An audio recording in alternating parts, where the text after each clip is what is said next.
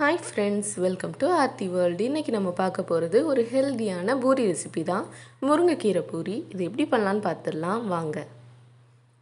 இதுக்கு ஒரு மிக்ஸி ஜாரில் 2 கை நிறைய முருங்கைக்கீரையை நல்லா கழுவி எடுத்துக்கிறேன். அது கூட கொஞ்சம் மல்லியிலையும் போட்டுக்கலாம். கொஞ்சம் இஞ்சி சேர்த்துட்டு 2 பச்சை மிளகா, கொஞ்சமாக ஜீரகம், கொஞ்சம் பெருங்காயப்பொடி போட்டு தண்ணி ஊற்றி நல்லா இதை அரைச்சி வச்சுக்கலாம்.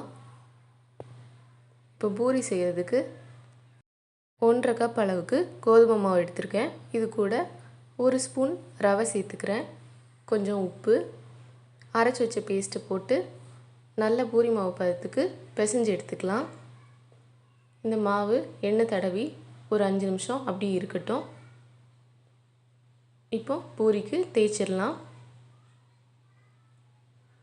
நான் சப்பாத்தி மேக்கர் வச்சுருக்கிறேன், நான் அதை வச்சு தேய்ச்சி எடுத்துக்கிறேன்.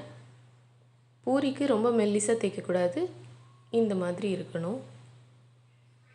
இதை நம்ம பொரிச்சிட்டு வந்துடலாம்.